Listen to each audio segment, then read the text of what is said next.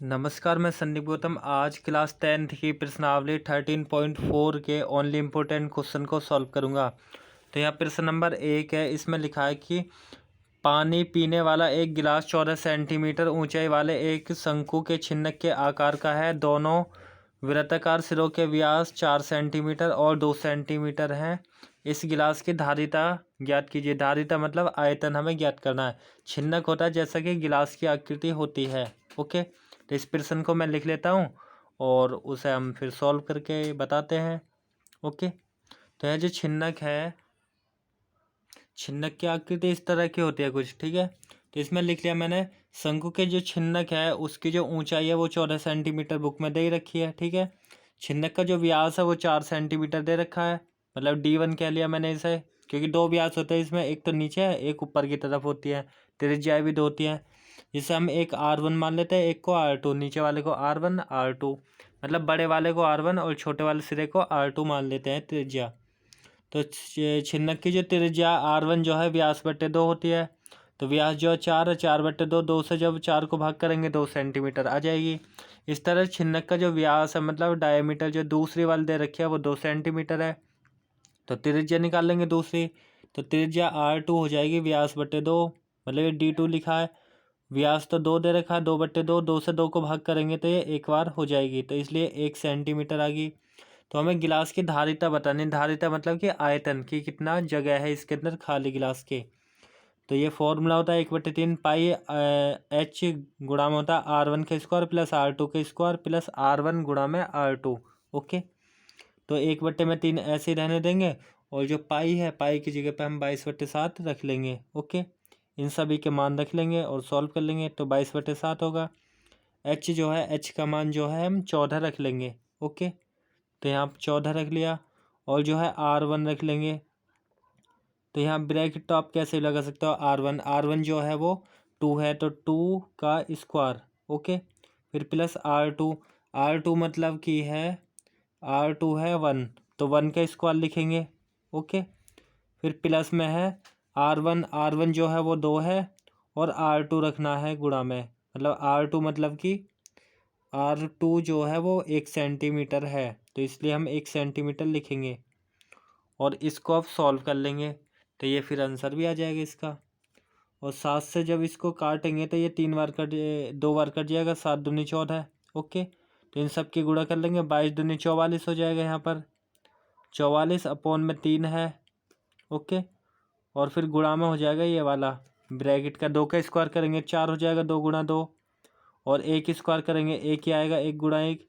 जब 2 की 1 में गुणा करेंगे तो ये 2 एकम 2 ही हो जाएगा। ओके, अब इन सबको जो है हम जोड़ लेते हैं। तो यहाँ पर जो है 14 बट्टे में वो 44/3 तो रहेगा ही, और इसके गुणा में है 4 और 1 5 और 2 7, 4 और 1 5 और 2 7 हो जाएगा। ओके, तो यहाँ पर जो हम 7 लिख देंगे, ब्रैकेट भी लगा सकते हैं 7। 44 के हम 7 में गुणा कर लेंगे, तो 44 की जब 7 में गुणा करेंगे तो ये हो जाएगा 308। ओके, और इसके नीचे 3 है ही है। अब इससे जो है हम डिवाइड कर देंगे, तो या तो पॉइंट में डिवाइड कर देंगे या फिर हम लिख देंगे कि 102 सही और 2/3। ओके, या तो इतना लिख देंगे या भाग करके लिख सकते हैं, मतलब कि मैं आपको करके दिखाता हूँ। ओके, यहाँ पे मैं करके दिखाता हूँ भाई। 308 था ना जैसे, तो 308 और हमें डिवाइड करना है 3 से, तो 3 में इसमें करेंगे 3 एकम 3 हो जाएगा। ओके, अभी 0 यहाँ ना उतार के हम यहाँ पर उतार लेते हैं। अब ऊपर से जो है 8 को उतार लेते, तो 3 से इसमें करते ये हो जाता 3 दूनी 6 बार, तो 6 हो जाता। यहाँ पर बचता 2 शेषफल है या नहीं, तो मतलब 8 में से 6 को घटाएंगे 2 बचता। तो हम इस वाले को लिख लेते हैं, पता है क्या लिखते हैं, 102 बार हुआ पूरी तरह डिवाइड, तो यहाँ लिखेंगे 102 सही।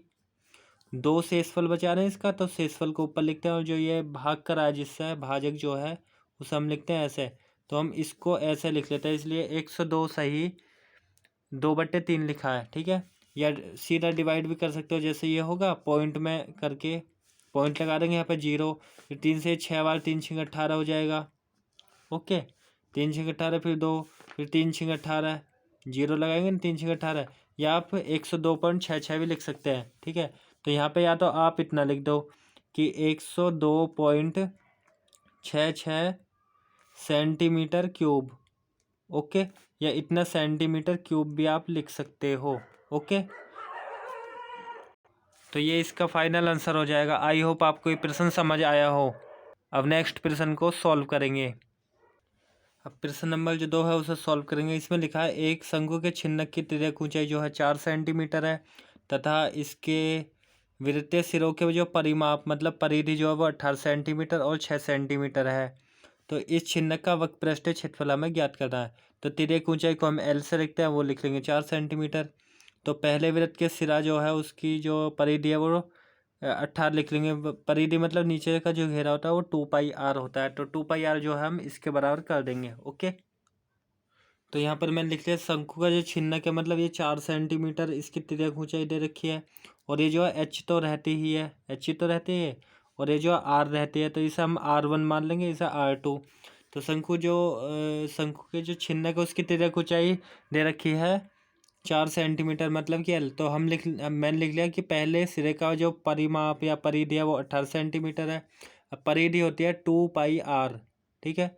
तो 2πr1 लिख लेते हैं इसे, और ये जो है 18 है ही।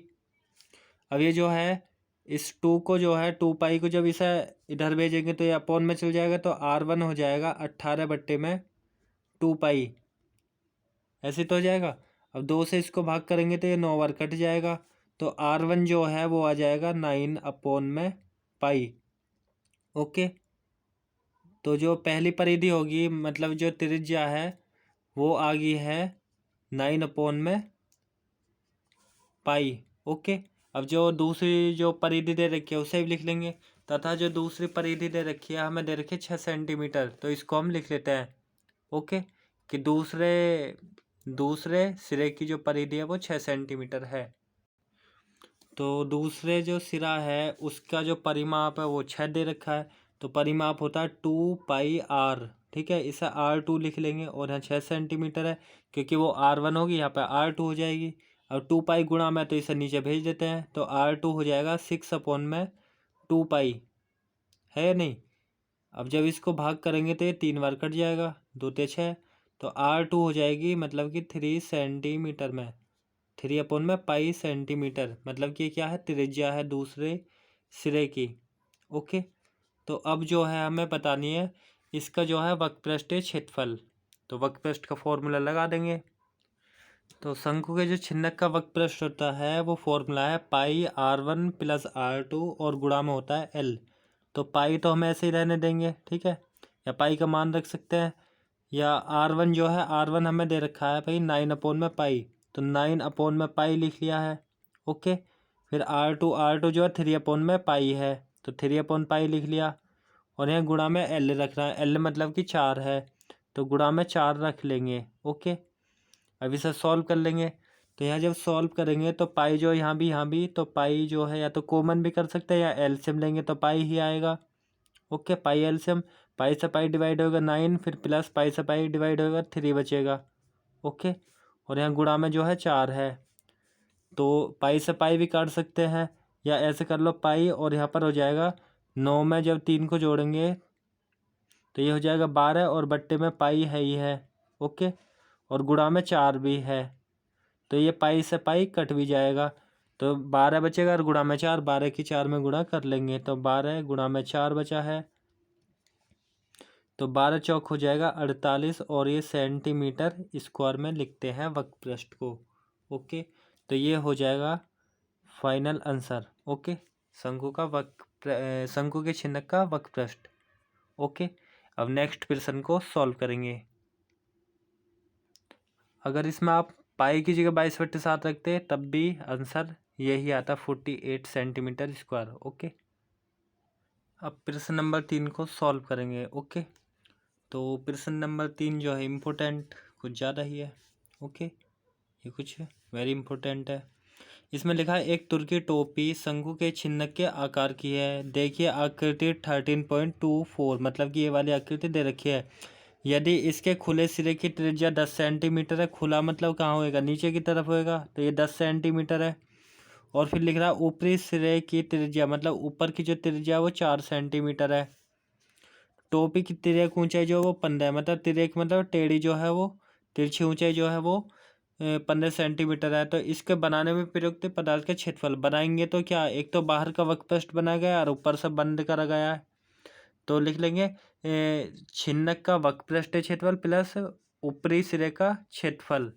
ओके,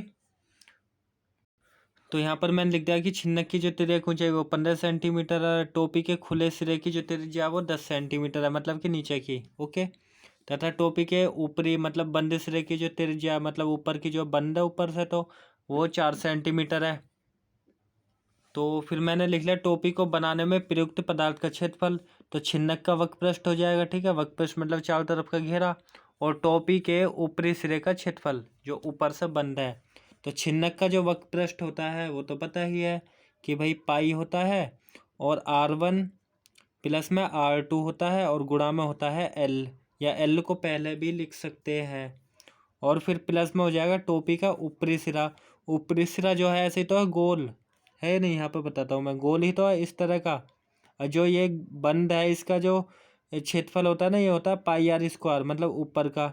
ठीक है, ये जो क्षेत्र निकालना गोल का होता है पाई आर स्क्वायर, लेकिन ऊपर की जो त्रिज्या है वो हमने 4 है, 4 मतलब कि R2 है ना, तो पाई R2 का स्क्वायर हम यहाँ पर लिख लेंगे। तो पाई R2 स्क्वायर, क्योंकि त्रिज्या जो दूसरी वाली है इसलिए।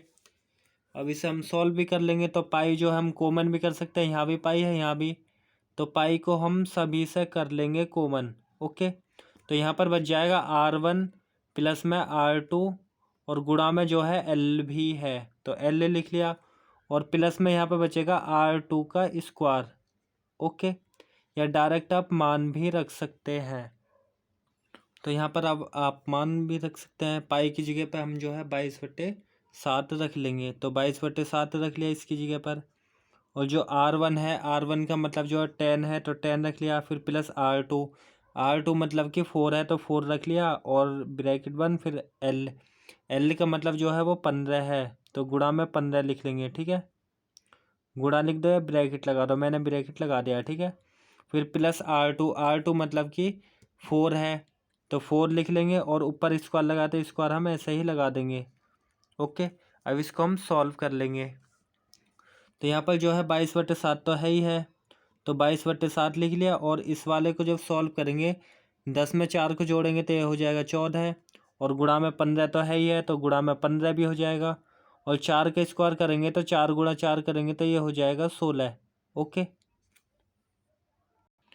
तो इसे अब हम सॉल्व भी कर सकते हैं। तो यहाँ पर हो जाएगा 22/7 तो है ही है, और यहाँ पर 14 की जो है 15 में गुणा कर लेंगे, तो जब 14 की 15 में गुणा करेंगे तो ये हो जाएगा 210, और प्लस में 16 है ही है। ओके, अब इन दोनों को जो है हम जोड़ लेंगे, तो 22/7 तो है ही, अब इन दोनों को जोड़ेंगे तो गुणा में ही है, तो इन दोनों को जब जोड़ेंगे तो ये हो जाएंगे 226, तो यहाँ पर लिख लिया 226, 210 और 16। ओके, अब ये गुणा में तो है, तो 22 की जो सीधी सीधी हम गुणा कर देंगे, तो 22 की जब 226 में गुणा कर लेंगे तो ये हो जाएगा 4972। ओके, 4972 हो जाएगा, और इसके अपॉन में जो है वो 7 है, 7 से भाग भी कर सकते हैं, या इतना सेंटीमीटर स्क्वायर भी लिख देंगे। ओके, तो इतना हो जाएगा आंसर, या आप 7 से जब भाग करोगे तो ये पॉइंटों में भी हो जाएगा, तो ये हो जाएगा 710 पॉइंट, मतलब 28, और भी आगे संख्या आएंगे लेकिन हम इतना ही लिख लेंगे क्योंकि पॉइंट के आगे 2 अंक तक ही हम लिखते हैं। ओके, तो ये हो जाएगा फाइनल आंसर। आई होप आपको ये प्रश्न समझ आया हो। तो मैंने इस प्रश्नावली के इम्पोर्टेंट क्वेश्चन कर दिए हैं, तो आप जो है प्लेलिस्ट को चेक करके बाकी प्रश्नावलियों की वीडियो आप देख सकते हो। तो मिलेंगे नेक्स्ट वीडियो में, जब तक के लिए रखिए अपना ध्यान, रहे खुशहाल। जय हिंद।